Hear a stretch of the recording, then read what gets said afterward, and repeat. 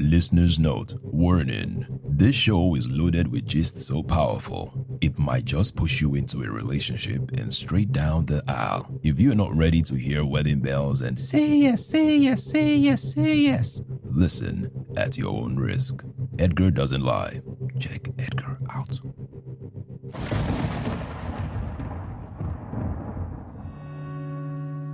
Okay. Hey guys, what's up? After 6 months, 3 weeks, 4 days, and 1 long night, I finally went on a date again. And guess what? For the past 2 weeks, I have been hopping from one date to another with different women. It's been hilarious, wild, and sometimes downright confusing. I'm so old school that I barely know the right question to ask on a date. Like, is it okay to casually ask for someone's genotype and their body count? Or should I stick with love languages and zodiac sign? Like, I really do not know, guys. I don't know. One thing is for sure, dating in Lagos, Nigeria is not easy. These women are super hard to impress, and every day it gets harder. In just 2 weeks, I went on 5 dates. And here is a quick rundown. Now, the first date, this one took a long look at me and said she doesn't like skinny guys. Apparently, she only came because she thought I would be huge, based on my baritone voice. Can you guys believe she said I looked like her younger brother? Chai. The second date, now, this lady was sweet. She said she loved my lashes and the way I talk and my Adam's apple. To be honest, guys, like, who says they like another person's Adam's apple? Like, it was just weird. But her way of demolishing the amala she ordered was something else. I mean, I'm not against eating amala on the first date, but can we eat like civilized humans? Eat it like you paid for it, not like you stole the food or won it in a game show now. Haba. Now, the third date. This one, all she could talk about was her cat. You remind me of my cat. You sound like my cat. You look like my cat. Cat this, cat that. I mean, I'm a dog person, so the cat obsession was already a red flag. I know you love cats a lot, but do you have to grow your nails like you are Wolverine? Take it easy, please. Now, the fourth date, sweet girl. Very sweet girl. But she kept making certain comments about what she would do to me in bed. She even wore this short dress, acting like her chest was a billboard. And the way she was licking her ice cream, let me just say that what looks sexy on TV can be disturbing, irritating, and disgusting in real life. Now, the fifth date. I could vibe with her, no major issue. She just accidentally called me Jerry twice. She broke up with her ex 2 weeks before that date. Now, besides that little mix-up, she was pretty good. So yeah, I actually enjoyed these dates, and if you would like to go on a date with me, just let me know. Send me an email at edgar@checkedgar.com. Don't worry, I'll take care of the bill. I will even cover your ride home. After all, I am the one who needs help here, right? Now, I planned to give you guys the full gist of each date, but something unexpected happened. On my way home from the first date, I ordered a ride and ended up having an amazing conversation with the driver. He noticed I had been with a lady, and from there, we got talking. He shared a story about a friend of his, one that left me stunned. I think it's a story you need to hear because, well, you never know what test life has waiting for you. This isn't a classical story about me, but a story I need you to listen to because you just never know the great test that awaits you. Edgar doesn't lie. Check Edgar out. Check. This is a Check Edgar production. A Check Edgar production. This is for the single guys and the single ladies. Edgar doesn't lie. Why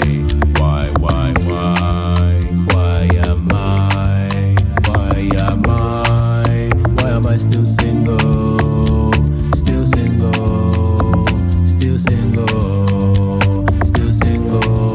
Why am I still?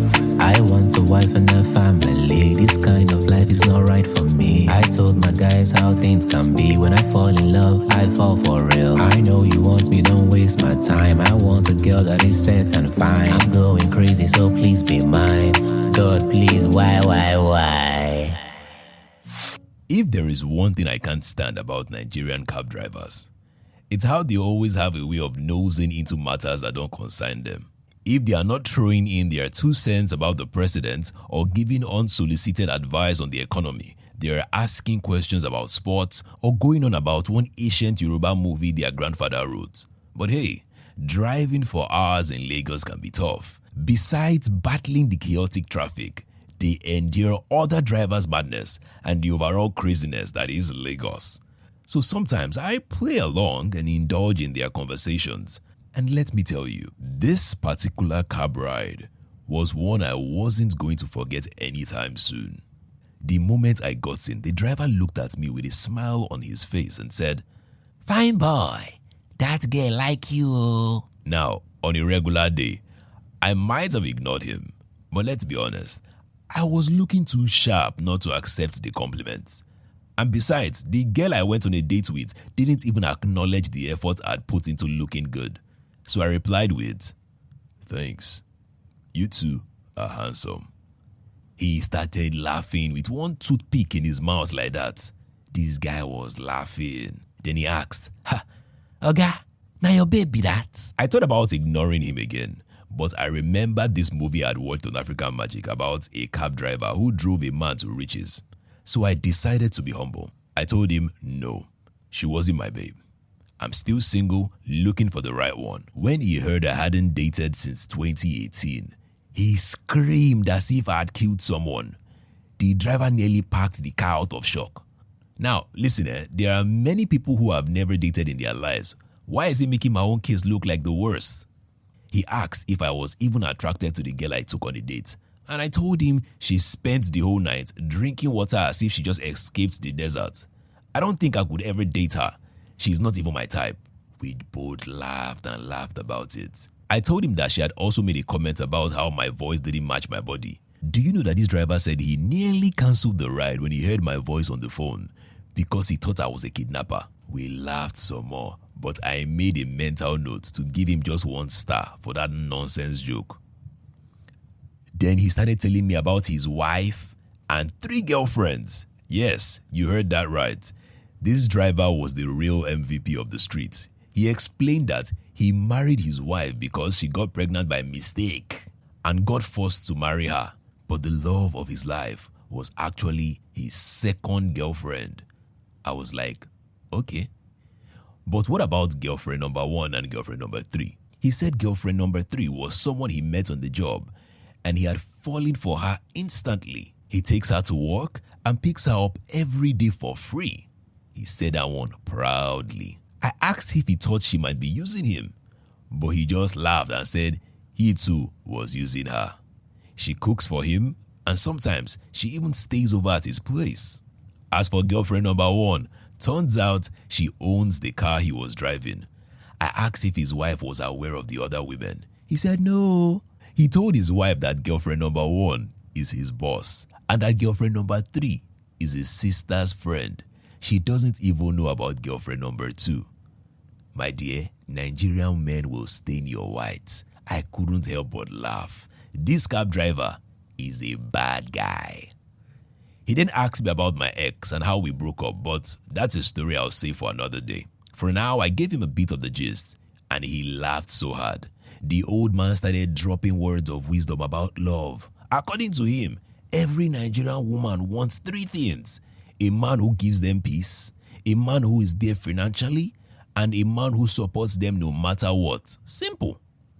Meanwhile, I was still stuck on why the girl from my first date kept complaining about my body size. But the driver wasn't done. I told him about my experiences with Nigerian women and about Double M Amanda. Yeah, that same Double M Amanda. He listened patiently, nodding, then finally turned to me with a useless toothpick in his mouth and said, "Oga, make I no lie, you funny oh. Hey, you funny. You should try stand-up comedy, I swear." As much as I appreciate the vote of confidence, I was hoping for some useful advice, not a career suggestion. I mean, is it comedy I'll date? Comedy I'll marry? Comedy I'll have kids with? But the driver wasn't finished. He told me I reminded him of a friend named Ebuka, a hilarious, talented guy who was also searching for love. Apparently, Ebuka even had a baritone like mine. Now, I was tired of people telling me about their long-lost friend who supposedly looks like me or sounds like me. But something told me to just stay patient, so I listened. And honestly, it was worth it. The story of Ebuka was one I will never forget. A story about fame, talent, and how a single moment can change everything. Stick around, because when we get back, I'll tell you Ebuka's story. A story that touched me deeply. Edgar doesn't lie. Check Edgar out. We'll be right back, guys. Promo. Tired of waking up in the morning to a lonely bed? Has your pillow been giving you the silent treatment? Are you tired of rewatching old romantic movies, wondering when it would finally be your turn to fall in love while walking in the rain hand in hand with your soulmate? Well, we have absolutely nothing to solve your problem. In fact, I'm here to offer you nothing. No miracle cure, no magic potion, nothing. Not even a free t-shirt. Just the smooth, buttery sound of my voice. But if you have a business, a product, or even a secret family recipe for jollof rice that you think the world needs to know about, here is your chance. Until I get real sponsors and actual products, you will have to endure these silly ads. But you can change that. Yes, you can be the hero of this podcast by sponsoring an episode. Send me an email to edgar@checkedgar.com if you want to hear your business being advertised in the smoothest, most handsomely voiced way possible. Until then, well, brace yourself. Checkmates, this is what you get.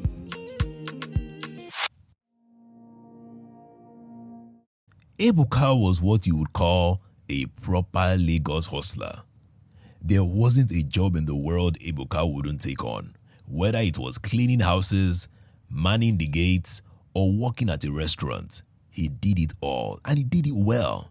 But the real magic of Ebuka wasn't just that he could work. It was that he could make you laugh, no matter what mood you walked in with. See, this guy was hilarious. He would read so much he could drop a joke on politics, sports, or even finance on you, right on the spot. Honestly, he was too good to be working at Mr. Biggs. But that's where he was in 2012, serving food and making everybody's day.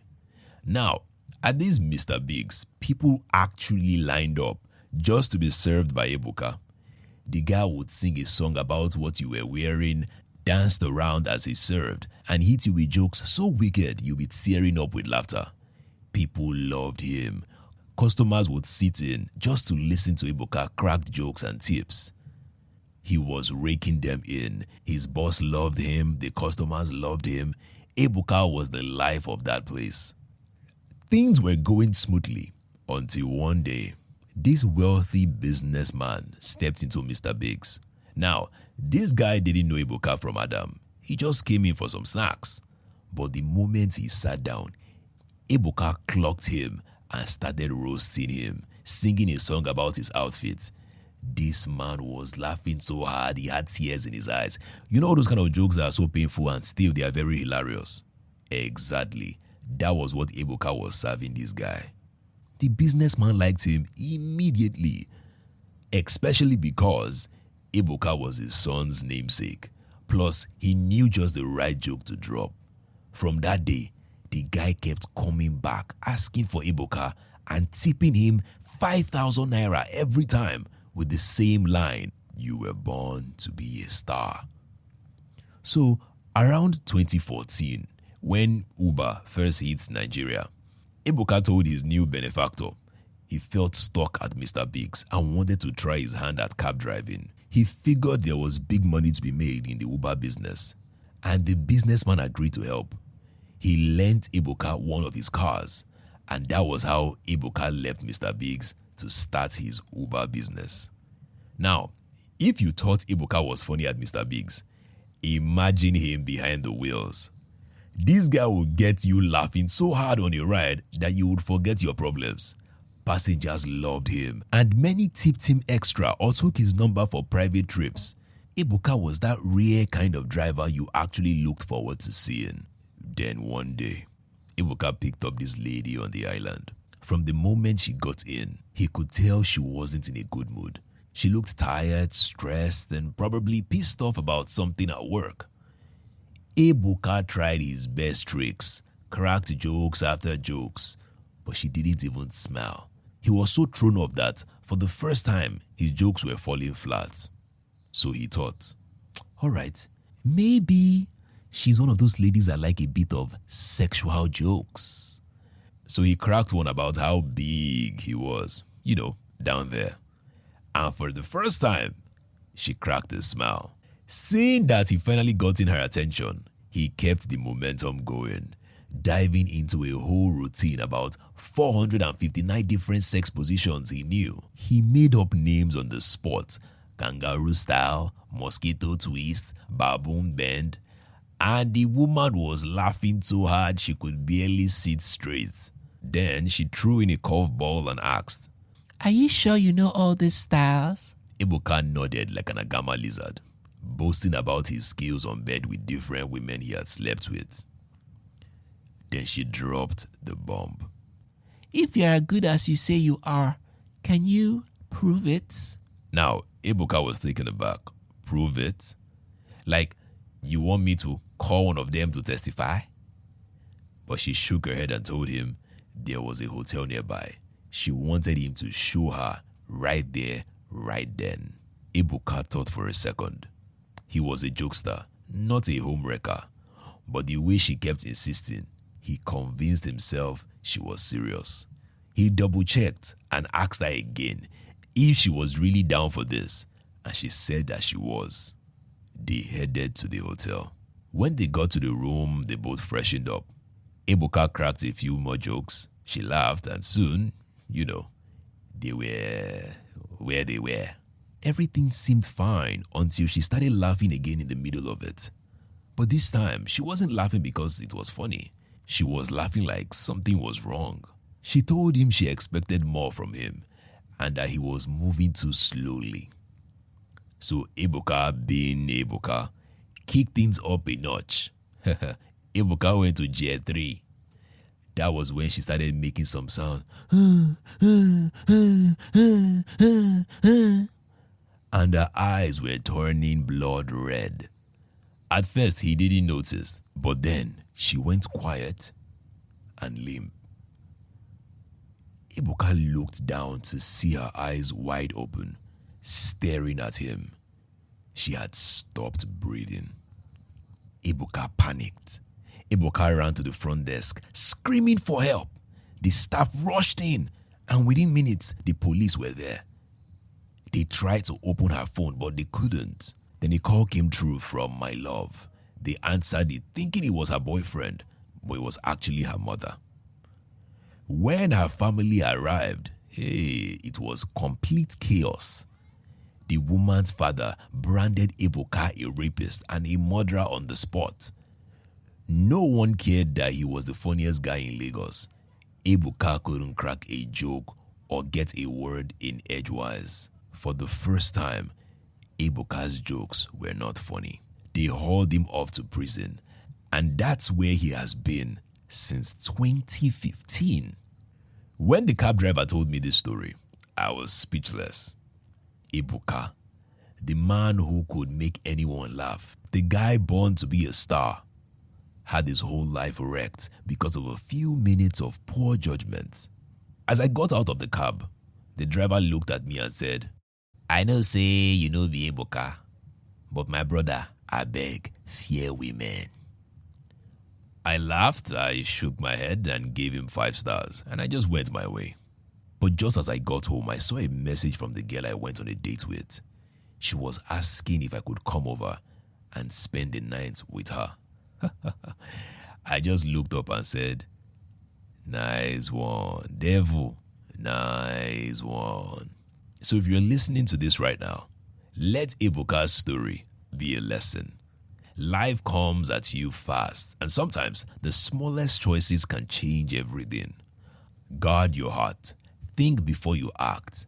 And as the cab driver said, fear women. Sometimes it just takes one moment, one decision to change everything. For Ebuka, it was a joke that turned into a dark chapter. For the rest of us, it's a chance to stop and think, cherish the joy we have, and tread carefully when tempted by shortcuts that seem harmless. If you're listening to this, I hope Ebuka's story served as a reminder to guard your choices, because sometimes, the prize is a life you can't get back. Edgar doesn't lie.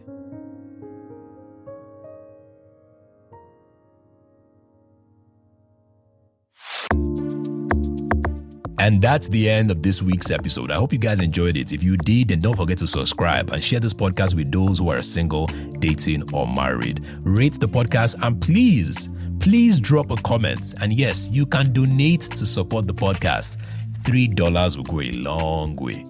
If you have a story to share, then please send it to me through my email address, edgar@checkedgar.com.